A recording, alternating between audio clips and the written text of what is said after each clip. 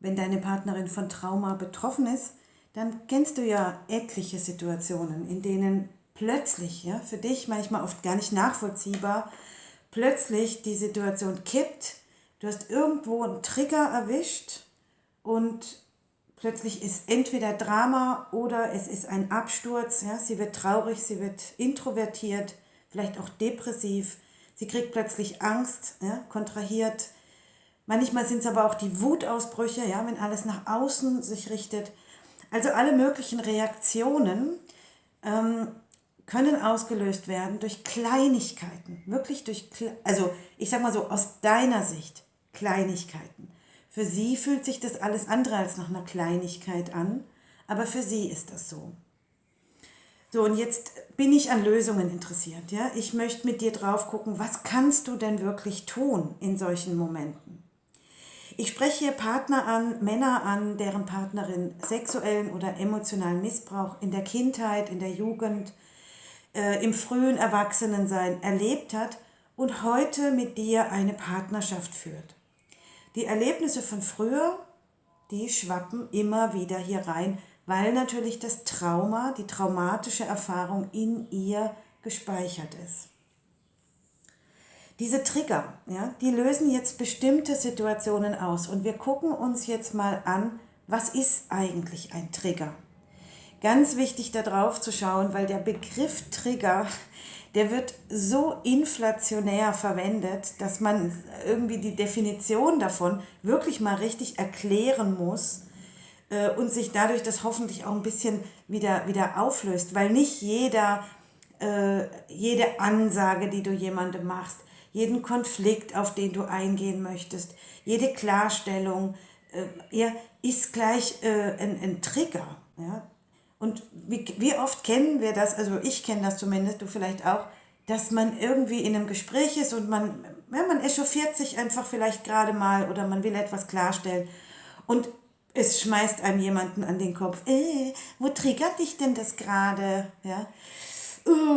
Furchtbar, furchtbar, furchtbar. Also das ist wichtig, da mal aufzuräumen, weil es ist so, Menschen, die wirklich traumatisiert sind und die wirklich Trigger kennen, die wissen, das ist eine ganz andere Nummer, als sich einfach mal über irgendetwas vielleicht auch ein bisschen heftiger aufzuregen. Ein Trigger ist etwas, wo wir wirklich als Betroffene, das ist eine Notsituation. Ja, da fühlt sich das ganze System bedroht durch etwas, was jetzt gerade passiert. Und es ist aber so, es fühlt sich für die betroffene Person so an, als wäre das extrem laut. Und ich versuche dir das mal einfach in einem kleinen Beispiel, ja, zu zeigen. Also ich habe eine Klangschale mitgebracht. Jetzt stell dir vor, in eurem Kontakt oder durch etwas von außen, sei es ein bestimmtes Geräusch, sei es eine bestimmte Stimmungslage, sei es Worte, einzelne Worte, die gefallen sind, was auch immer, ja, oder eben auch deine sexuelle Annäherung an deine Partnerin. Ne? Das sind Dinge, die passieren hier und jetzt. Und das symbolisiere ich jetzt mal einfach mit dem Klang der Schale. Ja?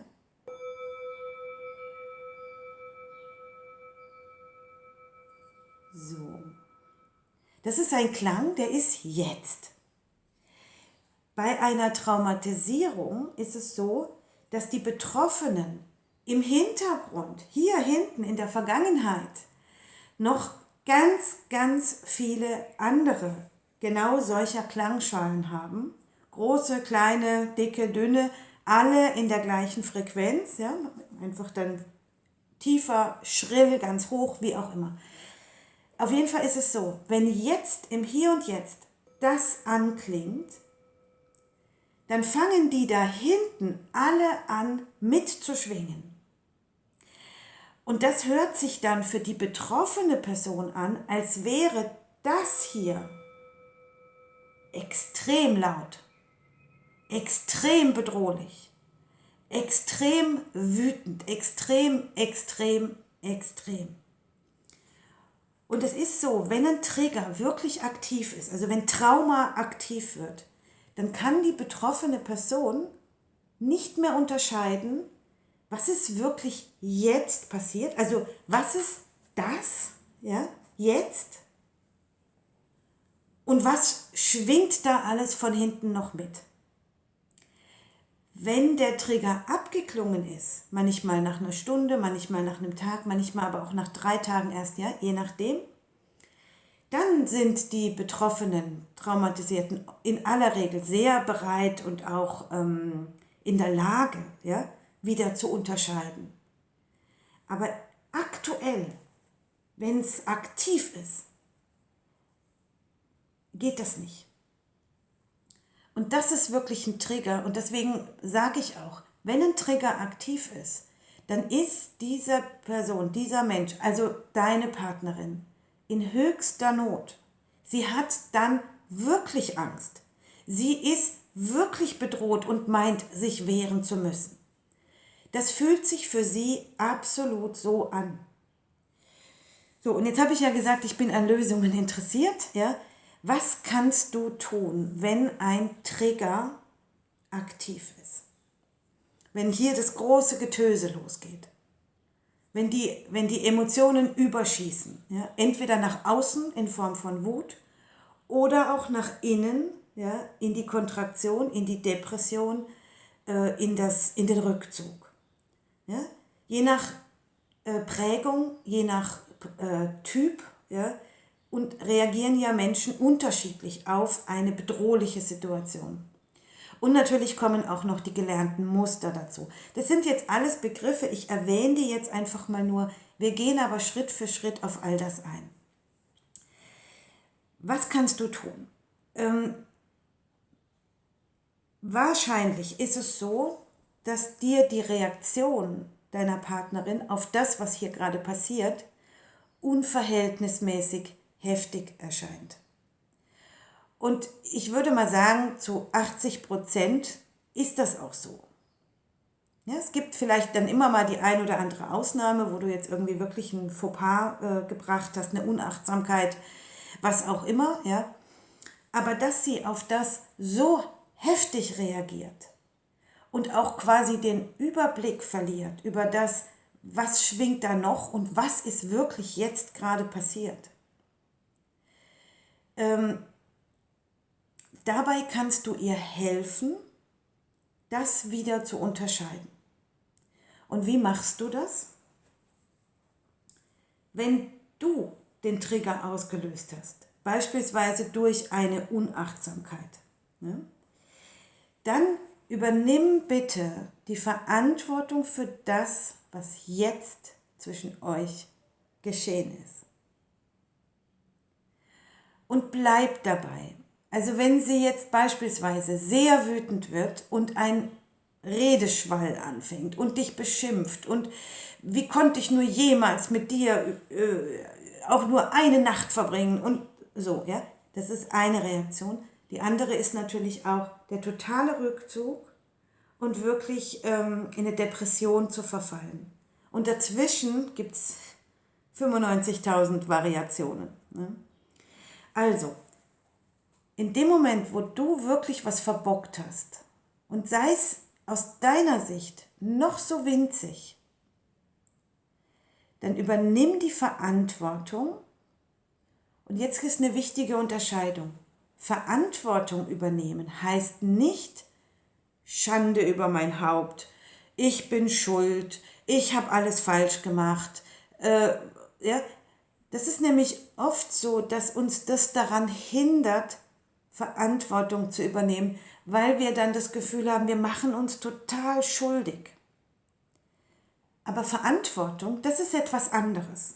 Verantwortung könnte nämlich sein, dass du ihr sagst, ich kriege mit, dass machen wir mal ein Beispiel, dass mein zu spät kommen heute, dass ich dich habe warten lassen, dass sich das für dich richtig schlimm anfühlt. Und dann das Zauberwort, es tut mir leid. So, damit übernimmst du die Verantwortung für dieses Hier und Jetzt. Wenn du das nicht ausgelöst hast, Also wenn das von außen kommt, ein Anruf von jemandem, ein Geruch, der irgendwie plötzlich da ist und in ihr etwas triggert, ja, wenn es etwas von außen ist, mach es bitte genauso. Teile ihr mit, dass du wahrnimmst, dass das für sie jetzt richtig schlimm ist. Was passiert dadurch? Zweierlei. Du ermöglichst deiner Partnerin eine komplett neue Erfahrung. Nämlich, da ist jemand, der das ernst nimmt. Der das wirklich ernst nimmt, dass ich jetzt Angst habe, wütend bin, verzweifelt, unendlich traurig, depressiv, beschämt, was auch immer. Und das ist ein Riesengeschenk. Wenn du ihr das mitteilst, ich nehme dich ernst. Und die zweite Erfahrung, die du ihr ermöglichst, ja, das wäre jetzt beispielsweise, wenn du irgendwas verbockt hast, dass du ihr die Erfahrung schenkst, dass sich dafür jemand verantwortlich fühlt. Indem du dann auch sagst, Schatz, das tut mir leid. Und zwar, das tut dir leid. Für das da hinten kannst du nichts. Aber wir sind ja im Hier und Jetzt. Und du hast jetzt die Möglichkeit, ihr wirklich diese Erfahrung zu ermöglichen, wenn das jetzt hier passiert und es dann so laut wird, das kann man überleben, ja? Das ist aber etwas, was eher in ihr selber dann stattfindet. Und da ist jemand im Außen, der ist mit mir im Kontakt, der kriegt mich mit, der nimmt das ernst, der sagt nicht einfach, oh komm, jetzt hab dich mal nicht so, oder du übertreibst, oder komm nicht vom Hundertsten ins Tausendste, oder all die, ja, was dir wahrscheinlich dann auch in dem Moment so auf der Zunge liegt, ja, aber du machst damit einen Fehler. Denn du wiederholst das, was sowieso schon alles in ihr ist und was mit Sicherheit auch da hinten die Erfahrungen gewesen sind. Sie hat Angst und keiner hört zu. Sie hat Angst und sie soll sich mal nicht so haben. Ja? Und so weiter. Auch darauf. Ja? Es gibt so viel zu sagen zum Thema Trauma und Partnerschaft. Ich versuche jetzt wirklich mal nur bei diesem Thema Trigger zu bleiben und dir was an die Hand zu geben, ja? Was du wirklich tun kannst in so einer Situation, wo hier so ein Trigger ausgelöst ist und das Getöse aus dem Hintergrund alles mit hier reinschwappt. Wenn ein Trigger aktiv ist, das möchte ich in dem Video jetzt noch kurz sagen, wenn ein Trigger aktiv ist, dann ist überhaupt nicht die Zeit dafür, über das da hinten zu sprechen. Das ist einfach nicht der Zeitpunkt. Viel, viel besser ist es, erstmal hier Verantwortung, das Ganze ins Hier und Jetzt holen, ja, indem du deinen Fokus aufs Hier und Jetzt richtest, indem du spürst, okay, ich habe sie warten lassen und wenn es nur eine Viertelstunde ist, ich weiß, dass das für sie ganz schlimm ist, für dich wäre es vielleicht gar nicht schlimm. Ja, du daddelst irgendwie am Handy rum oder machst noch ein Telefonat oder gehst eine Runde spazieren oder sonst. Ja, dir macht das vielleicht gar nicht so viel aus. Aber für sie ist das total schlimm. Und das nimmst du ernst. Und dadurch ermöglichst du ihr zu dem, was ich jetzt schon gesagt habe, auch diese Unterscheidung. Okay, hier und jetzt ist das anders als früher. Das ist etwas, was vielleicht eher so ein bisschen ein subtiler Prozess in ihr ist und gelingt vielleicht auch nicht sofort. Ja? Aber so im Laufe der Zeit, wenn das in dir eine Haltung wird, Verantwortung zu übernehmen, dann wird sie dir immer mehr vertrauen. Und nochmal, du bist für das nicht verantwortlich. Und Verantwortung übernehmen ist kein Schuldeingeständnis. Und Schuld, ja, das ist auch so ein Wort. Gehe ich auch intensiver drauf ein, ist mir ein ganz großes Bedürfnis, weil Schuldgefühle verhindern Weiterentwicklung.